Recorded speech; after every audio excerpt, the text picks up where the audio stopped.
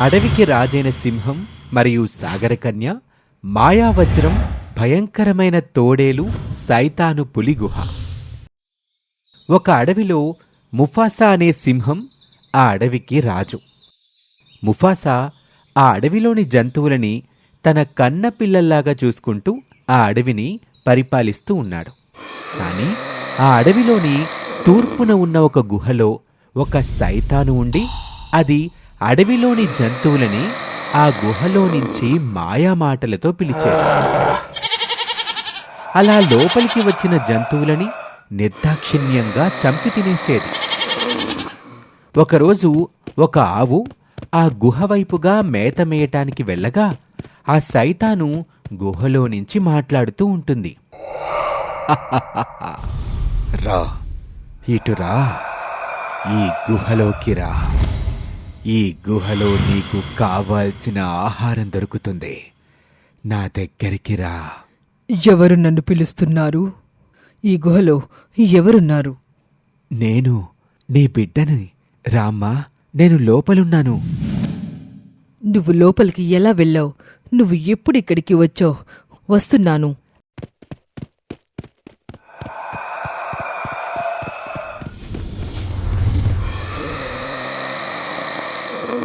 అని చెప్పి లోపలికి వెళ్ళిన ఆవుని ఆ సైతాను క్రూరంగా చంపి తినేస్తుంది.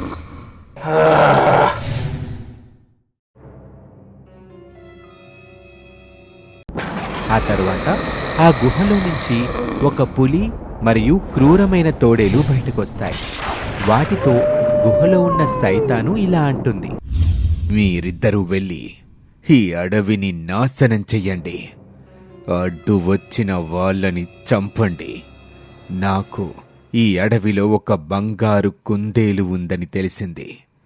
ఆ కుందేలు మాంసం తినాలని ఉంది.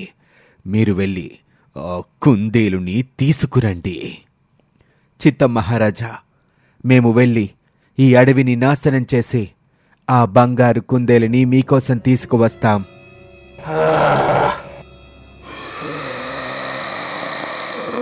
అలా అడవిలోని జంతువులని చంపుతూ అడవిని నాశనం చేస్తూ వస్తున్న పులి మరియు క్రూరమైన తోడేలు గురించి బంగారు కుందేలు అడవికి రాజైన సింహం దగ్గరకు వెళ్లి చెప్తుంది. మహారాజా, మన అడవిలోకి ఒక సైతాను మూక బయలుదేరింది. వాళ్ళు నన్ను చంపాలని చూస్తున్నారు. వాళ్ళకి నేను దొరికానంటే వాడికి ప్రపంచాన్ని జయించి మహిమలు వస్తాయి. మీరు నన్ను కాపాడకపోతే ఈ అడవిలోని జీవాలన్నీ చనిపోతాయి. కానీ మీరు జాగ్రత్త మహారాజా, వాళ్ళు చాలా క్రూరమైన వారు. వారు ఎంత క్రూరమైన వారైనా నా పంజా దెబ్బకు చావాల్సిందే. వాళ్లకు ఎంత ధైర్యం! నా రాజ్యంలోకొచ్చి నా ప్రజలనే చంపుతారా? వారు ఈరోజు నా చేతిలో చేస్తారు. నేను తిరిగొచ్చే వరకు నువ్వు ఇక్కడే ఉండు, ఎటూ వెళ్ళకు. సరే మహారాజా, నేనెక్కడికి వెళ్ళను, ఇక్కడే ఉంటాను. మీరు వెళ్ళి విజయులై తిరిగి రండి. అలా ముఫాసా పులి మరియు తోడేలు ఉన్న ప్రదేశానికి వెళ్తుంది. ముఫాసా, నువ్వు వస్తావని మాకు తెలుసు. నీ రాక కోసమే మేము ఎదురు చూస్తున్నాం. ఈ రాజ్యానికి రాజువా? మా సంగతి నీకు తెలుసా? మమ్మల్ని నువ్వు ఏమీ చెయ్యలేవు. ఈరోజు నీ అంతం చూస్తాం. ఆ బంగారు కుందేలుని ఎక్కడ దాచిపెట్టావు? మర్యాదగా చెప్పు, లేకపోతే నీ ప్రాణాలు తీస్తాం. ముందు మీ ఇద్దరిని చంపి నా రాజ్యాన్ని నేను కాపాడుకుంటాను. అమాయకులైన ప్రాణుల్ని చంపటానికి మీకు మనసెలా ఒప్పింది? అని చెప్పి ముఫాసా వారితో ఘోరమైన యుద్ధం చేస్తుంది.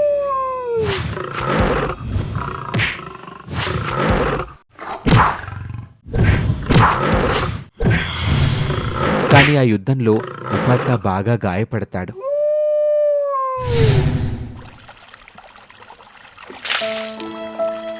పులి మరియు తోడేలు బాగా గాయపడ్డ ముఫాసాని ఒక నదిలో పడేస్తారు.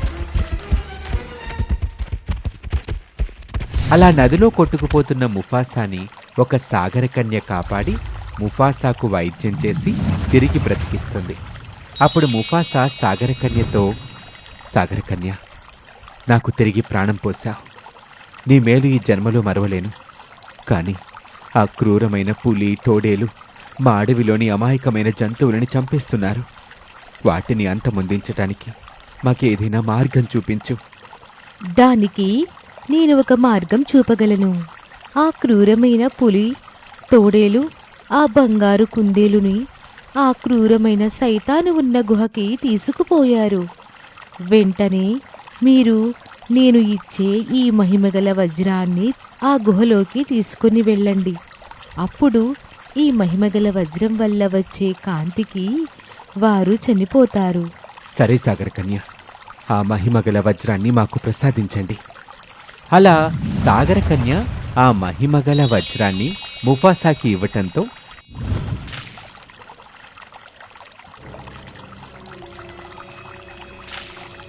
అది తీసుకొని ముఫాసా నేరుగా ఆ భయంకరమైన సైతాను గుహలోకి వెళ్లటంతో అక్కడ ఉన్న సైతాను, పులి, తోడేలు ఆ మహిమగల వజ్రపు కాంతికి చనిపోతారు. వెంటనే ముఫాసా బంగారు కుందేలుని తీసుకొని తిరిగి తన రాజ్యంలోకి ప్రవేశిస్తాడు. ఈ కథ మీద మీ అభిప్రాయాన్ని కామెంట్ రూపంలో చెప్పండి. మా ఛానల్ని సబ్స్క్రైబ్ చేసుకోవటం మర్చిపోకండి. మీ స్నేహితులతో కూడా మా స్టోరీని పంచుకోండి. నమస్తే. ఈరోజు మనం తెలుసుకోబోతున్న స్టోరీ పులిపిల్ల మరియు సింహం పిల్ల ఒక చిలుక. చింటూ, చింకీ అనే పులిపిల్ల, సింహం పిల్ల అడవిలో నడుస్తూ ఉంటాయి. అరే చింకీ, మనం ఇలా ఎంత దూరం నడిచినా మనకి కావలసిన ఆహారం దొరకడం లేదు. ఇప్పుడెలా? ఏం చేస్తాం, ఆహారం దొరికే వరకు మనం తిరుగుతూ ఉండాల్సిందే.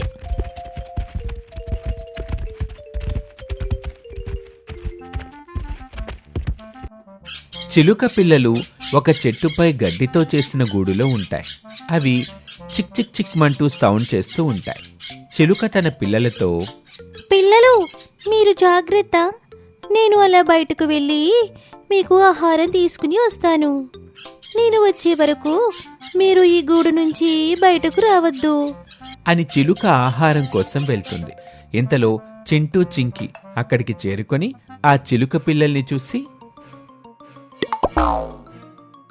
అరే చిలుక పిల్లలు భలే ఉన్నాయి, లేత లేత పిల్లలు. నాకు చాలా ఆకలిగా ఉంది, వాటిని తినాలనిపిస్తోంది. ఇప్పుడెలా? అవి చాలా రుచిగా ఉంటాయి, వాటిని ఎలాగైనా తినాలనిపిస్తుంది. ఈ చెట్టెక్కడమేలా? మనకి ఈ చెట్టెక్కడం రాదే. చింటూ, నువ్వు ఈ చెట్టు ఎలాగైనా ఎక్కి తీరాల్సిందే. ఒకసారి ప్రయత్నించు, చెట్టెక్కడం వచ్చేస్తుంది. అలా చింకి అనటంతో చింటూ చెట్టెక్కడానికి ప్రయత్నించి కింద పడిపోతాడు. అరే, ఈ చెట్టు ఎక్కడం చాలా కష్టంగా ఉంది, నేను ఈ చెట్టుని ఎక్కలేను. ఉండు, నేను ప్రయత్నిస్తాను.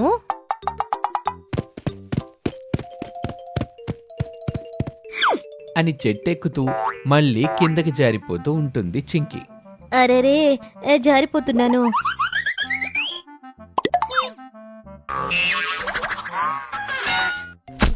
అయ్యో, పడ్డానే. ఇప్పుడెలా? చింటూ, నాకు ఆ చిలుక పిల్లలని తినాలని చాలా ఆశగా ఉంది. నా కోసం నువ్వు ఒక్కసారి చెట్టుని మళ్ళీ ఎక్కవా?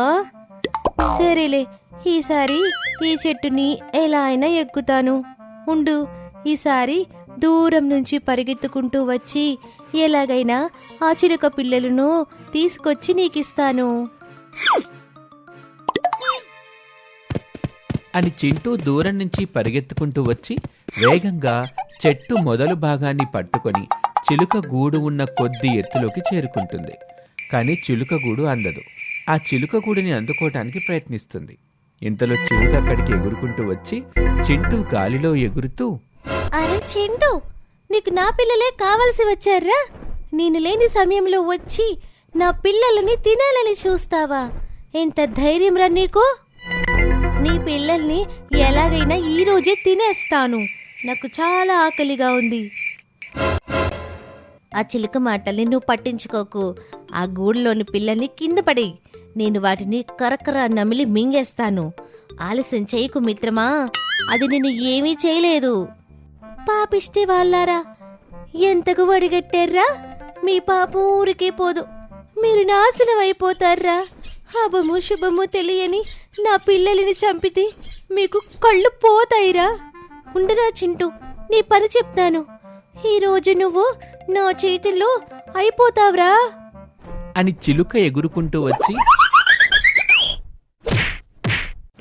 తన ముక్కుతో చింటూ వీపు మీద పొడుస్తూ ఉండటంతో చింటూ కిందకు పడిపోతూ ఉంటాడు. అరే బాప్రే, ఈ చిలుక నన్ను ముక్కుతో పొడచేసిందిరో. చచ్చాన్రో, పడిపోయాన్రో. అరే చింకి, మనం ఇక్కడి నుంచి పారిపోదాం పద, లేదంటే ఆ చిలుక మనల్ని బ్రతకనివ్వదు. పరిగెత్తు పరిగెత్తు.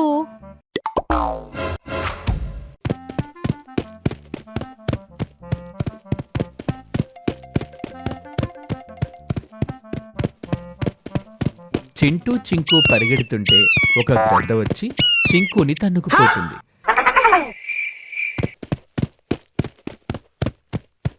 చింకు ద్వారా ఈ విషయం తెలుసుకున్న సింహం, నా పిల్లని ఎత్తుకుపోతుందా?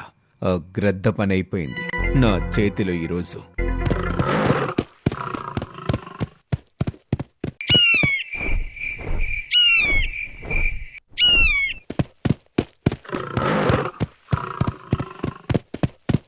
అలా గ్రద్ద చింకుని తన కాళ్ళతో పట్టుకుని ఇలా అంటుంది, ఈరోజు మజా మజా, ఈరోజు నాకు బిర్యానీ దొరికింది. నన్ను వదిలిపెట్టు. మా నాన్న ఈ అడవికి మహారాజు. నన్ను గాని నువ్వేమైనా చేశావో నీ పనైపోతుంది. జాగ్రత్త. నన్ను వదిలిపెట్టు. నన్ను వదిలితేనే నువ్వు ప్రాణాలతోటి ఉంటావు. జాగ్రత్త. గాలిలో ఎగిరే నన్ను మీ నాన్న ఏం చేయగలడు? మీ నాన్న ఈ అడవికి మహారాజు అయితే మాత్రం నన్ను పట్టుకోలేడు.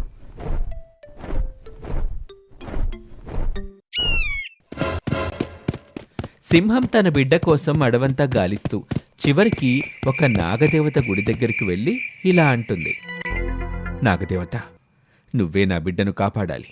నాకేదైనా వరం దయచెయ్యి. సింహం రాజా, నువ్వు నీ బిడ్డని కాపాడుకోవడానికి నువ్వు ఒక పెద్ద రెక్కల సింహంగా మారేలాగా నీకు వరాన్నిస్తున్నాను అని ఆ పాము చెప్పగానే ఆ సింహం ఒక పెద్ద రెక్కల సింహంగా మారిపోతుంది. వెంటనే ఆ రెక్కల సింహం ఎగురుకుంటూ వెళ్ళి